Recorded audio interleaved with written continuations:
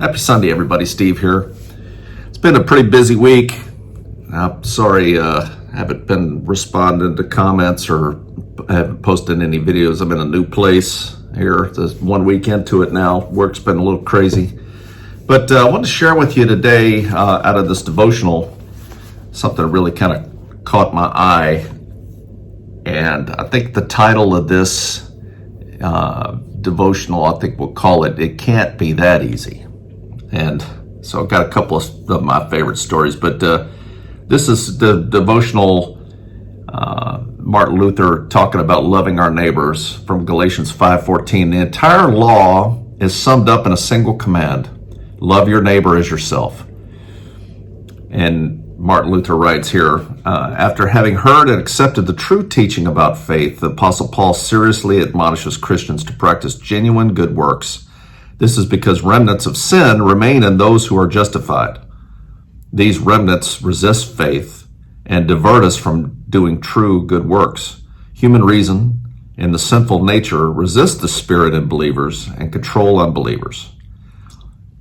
This is the sentence right here. This next one is one that really caught my eye on this devotional here. Reason is naturally inclined toward hypocritical superstition.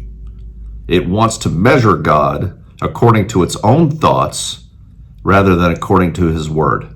It does works of its own choosing more enthusiastically than the ones God commanded. That's why faithful teachers must teach and impress on people true love and true good works just as much as they teach faith. No one should think they fully understand this command, love your neighbor. Certainly this command is very short and very easy as far as the words are concerned. But where are the teachers and learners who actually practice this in life? These words, serve one another humbly in love and love your neighbor as yourself, are eternal words. No one can think about, urge, and practice them enough. It's remarkable that believers will immediately have troubled consciences if they fail to do something trivial.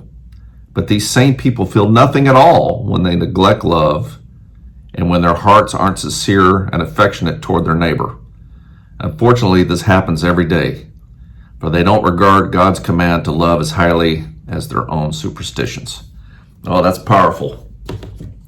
You know, I think about this analogy is like you're late for church, so you're piling everybody in the car, and then your neighbor's slow, and you're cussing your neighbor out because he's slow in front of you because you're going to be late to church. You know, I mean, it could be more simple than that. Love your neighbor as yourself.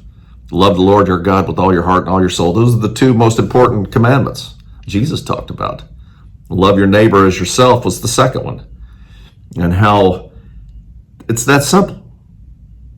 All of the other things that, and it's just, one of my favorite stories, I think I've talked about it before, was Prophet Elisha was visited by a Syrian general who had leprosy and wanted to be, because he was told, go see the man of God, he can help you out.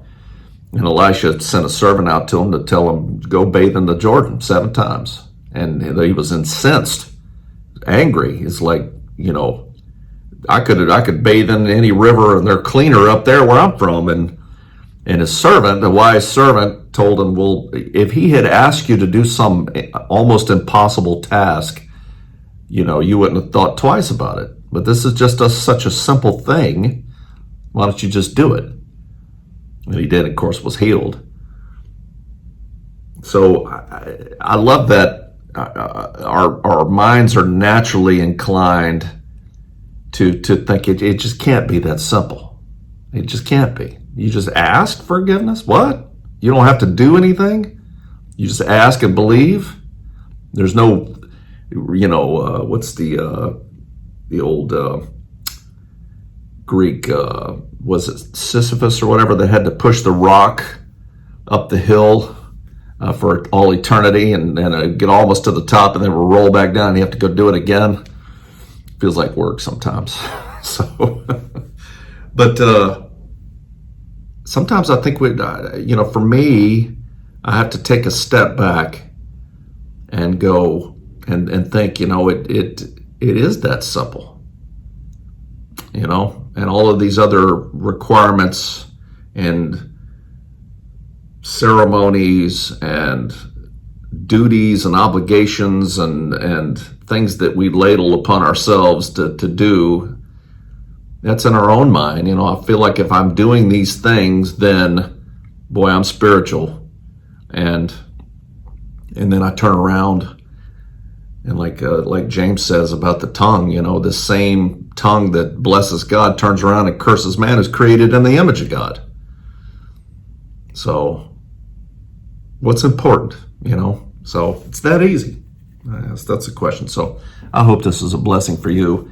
I'm going to try to post some videos. Like I said, work's been pretty busy. We've got a guy, one of our instructors has been in the hospital. Just ask for your prayers for him, that he'd get better. He said he's feeling better, but it was pretty serious health scare there. But